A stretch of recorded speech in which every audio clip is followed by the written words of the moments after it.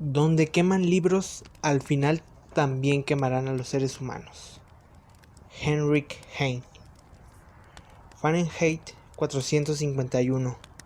La temperatura a la que el papel de libro se incendia y quema.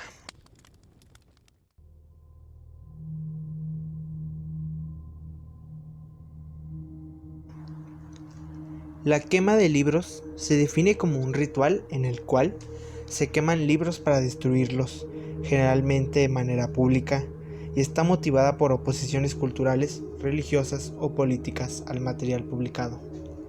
La quema de libros, según coinciden muchos expertos, se vincula normalmente a actitudes intransigentes y totalitarias que achacan a la libertad de expresión determinados males de la sociedad, especialmente en sus aspectos religiosos, como las herejías, y los políticos, como los radicalismos.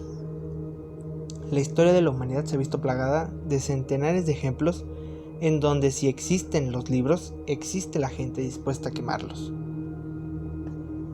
En el 213 a.C., el emperador chino Qin Shi Huang, más conocido por su ejército de terracota en Xi'an, ordenó hacer una gigantesca quema de libros para consolidar su poder en el nuevo imperio. Este episodio se conoce como quema de libros y sepultura de intelectuales, porque Qin ordenó además que 460 intelectuales fueran enterrados hasta la cabeza y posteriormente decapitados. Fue hasta que en 1450 Johannes Gutenberg inventó la imprenta, que terminaría por revolucionar el conocimiento, donde los hombres pudieron acceder a la información y al conocimiento de formas no antes vistas.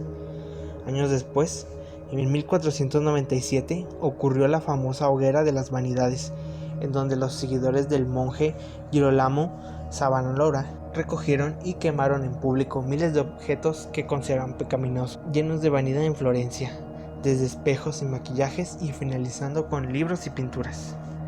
Y la peor de todas, la quema de libros en la Alemania nazi, un periodo que se prolongó desde 1933 hasta 1945, siendo la más recordada la llevada a cabo el 10 de mayo de 1933, bajo un plan llamado Acción contra el Espíritu Anti-Alemán, donde acabaron en la hoguera libros de Marx, Sigmund Freud, Nelly Sachs, Franz Kafka, Jack London, León Tolstoy, entre muchos otros. Incluso, muchos autores acabaron siendo perseguidos por el régimen como Walter Benjamin, Stefan Zweig, Erich Kästner, quien fue de los pocos que presenciaron las quemas y escuchar su nombre dentro de las proclamas, Bertolt Brecht y Anna Segers. En 1953, 20 años después de aquella histórica quema de libros, aparece en las librerías el nuevo sueño distópico de la literatura, Fahrenheit 451, del escritor estadounidense Ray Bradbury. Ray Bradbury nació el 22 de agosto de 1920 en Illinois, Estados Unidos. Durante mucho tiempo se dedicó a escribir relatos que publicaban varias revistas de ciencia ficción. 3 años antes, en 1950, se publicó Crónicas Marcianas, la recopilación de relatos que lo puso en la mira como uno de los mejores escritores del siglo. En el prólogo de la edición de 1993 del libro Fahrenheit 451, Bradbury explica que antes de escribir este libro, escribió otros 5 relatos cortos que fueron la base de la novela. En Bonfire, escribió acerca de los pensamientos de un hombre la noche antes del fin del mundo. Lo que más molestaba a William Patterson era Shakespeare y Platón y Aristóteles y Jonathan Swift y William Faulkner y los poemas de, Robert Frost y quizá y John Donne y Robert Herrick, todos arrojados a la hoguera. Mañana estarían todos muertos. Shakespeare y Frost contra Huxley, Picasso, Swift y Beethoven, toda aquella extraordinaria biblioteca y el bastante común propietario. Este cuento transmitía la inminente destrucción del legado literario de los humanos que acabaría en las cenizas el día de mañana. A ese cuento le siguieron otros 4 hasta que en la década de los 50 la maquinaria pesada del Comité de Investigaciones de Actividades Antiamericanas de Joseph McCarthy recorría las calles del país en busca de todo aquello que fuera comunista y atentara contra los valores nacionales. La búsqueda se llevó a cabo contra aquellas personas que fueran comunistas, reales o sospechosos de gran influencia en el país o que supongan de dicha influencia en la sociedad. Ante estos hechos, Bradbury también recuerda la génesis de uno de sus cuentos, El peatón, donde un policía lo interroga por el simple hecho de pasearse en la vía pública.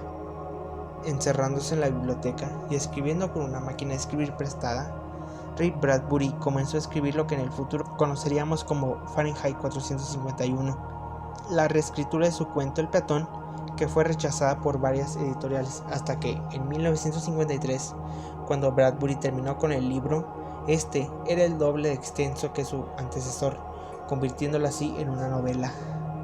Ian Ballantine inició en la editorial que lleva por nombre su apellido, una arriesgada colección de libros editados en tapa dura y rústica al mismo tiempo, publicándola en ese mismo año.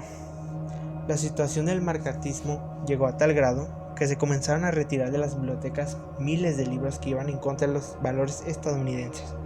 Por ello, las editoriales no querían verse involucradas en la publicación de un libro que hablara de censura, hasta que Hugh Hefner, quien recientemente iniciaba la publicación de su revista Playboy, la publicó de forma serializada.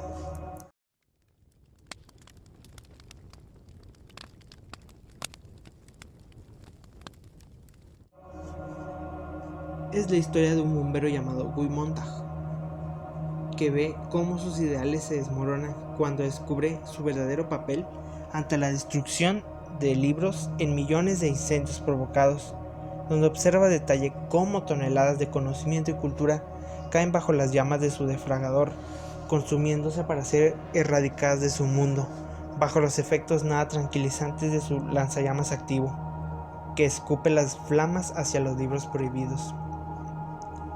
El libro está dentro del pilar de obras que nos hablan estos horrendos futuros, como lo son 1983 de George Orwell, Un mundo feliz de Aldous Huxley o recientemente El cuento de la criada de Margaret Atwood.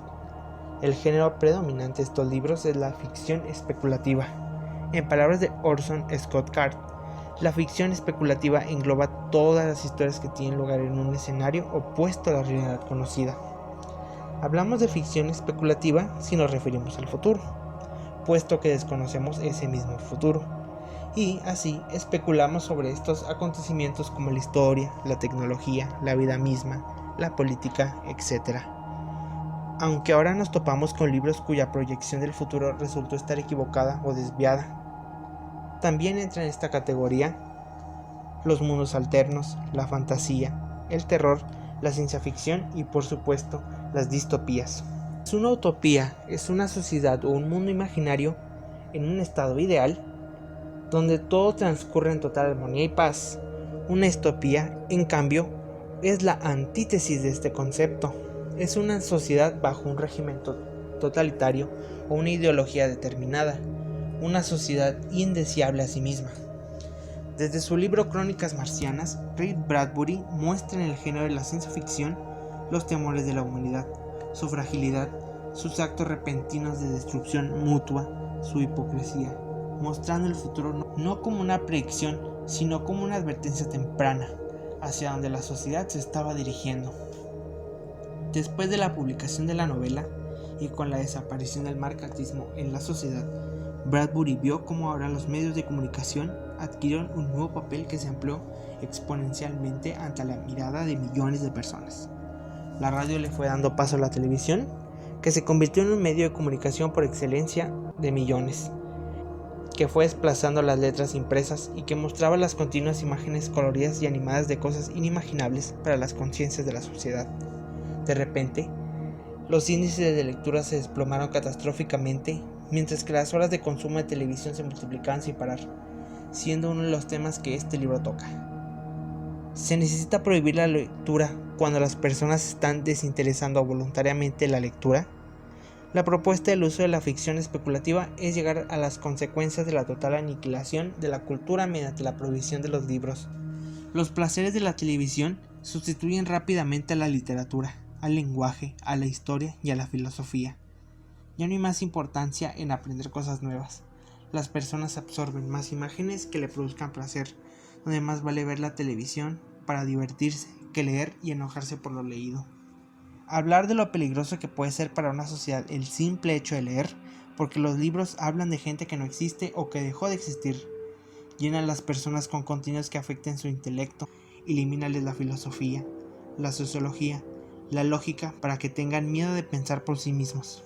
Este libro, junto con los 3 que mencioné al inicio, como Un mundo feliz de Aldous Huxley, en donde la sociedad está dividida en un sistema de castas en que los individuos están creados y alterados genéticamente, o como en 1984 de George Orwell, que se describe como el gran hermano, el aparato totalitario del Estado, reescribe la historia a conveniencia y mantiene vigilados a sus ciudadanos en forma estricta y con una represión social y política llevadas al límite.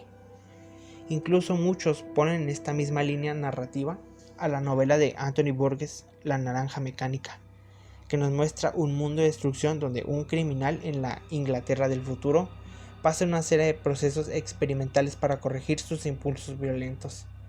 Y a finales del siglo XX también llega a las librerías El cuento de la criada de Margaret Atwood, donde el gobierno de la República de Gilead instaura un gobierno teocrático que obliga a las mujeres a parir hijos para los hombres de poder, convirtiéndoles en criadas dispuestas al servicio del país. Margaret Atwood se pronuncia mucho sobre su manera de escribir, diciendo que no ha escrito nada que no haya pasado ya. La vida de Ray Bradbury se apagó un 5 de junio del 2012, dejando en la tierra un vasto legado de obras que nos permiten reflexionar sobre nuestro papel como seres humanos, sobre la importancia que tienen los libros en nuestras vidas y sobre todo lo frágil que puede ser nuestro futuro. Por ello, en este 2020 celebramos el centenario del nacimiento de Ray Bradbury, un escritor cuya lectura es urgente para estos tiempos que corren, ofreciéndonos no una solución, pero sí un vistazo a nuestra próxima realidad.